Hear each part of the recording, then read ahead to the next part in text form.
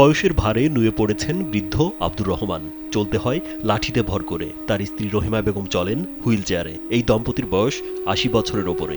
দিনরাত তাদের কাটে খেয়ে না খেয়ে। শেষ বয়সে আরামায়েশে থাকার প্রলোভন দেন তাদের ছেলে আব্দুর রহিম। ফুসলিয়ে লিখে নেন জমি। এরপরই লাপাত্তা রহিম।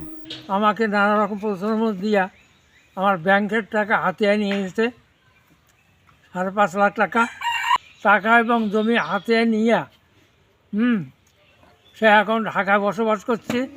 এখন ভরণ পোষণের অভাবে মানবেতর জীবন পার করছেন বয়স্ক এই দম্পতি। অসহায় এই দম্পতির বাড়ি গাইবান্ধার সাদুল্লাপুর উপজেলার ফরিদপুর ইউনিয়নের ইসবপুর গ্রামে।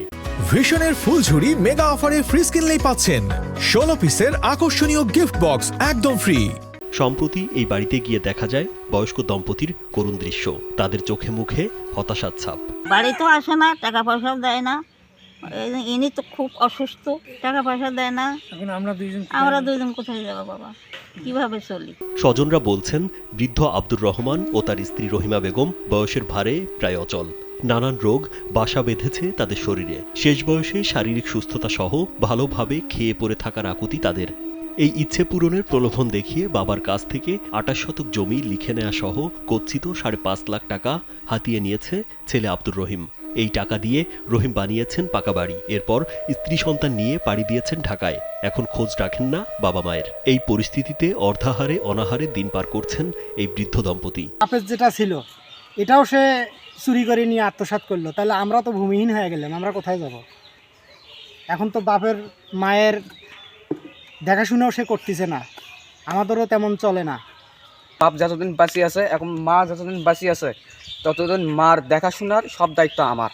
কিন্তু বেড়া সেটা না করিয়া বেড়া নাকি বেড়ার মতো চলতেছে, বাপের কোনো খোঁজ খবর নাই। বরাম্মা যেগুলো বললো এগুলো তো সঠিক, এগুলো সুষ্ঠু বিচার চাই। ভুক্তভোগী আব্দুর রহমান জানান, তার বড় ছেলে আব্দুর রহিম নানাভাবে প্রলোভন দিয়ে ৫.৫ লাখ টাকা ও জমি হাতিয়ে নিয়েছেন।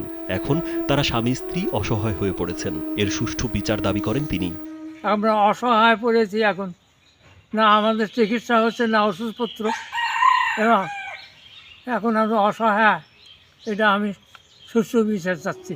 এ বিষয়ে কথা বলতে বৃদ্ধ আব্দুর রহমানের ছেলে অভিযুক্ত আব্দুর রহিমের মোবাইলে একাধিকবার কল করলেও তিনি ফোন রিসিভ করেননি।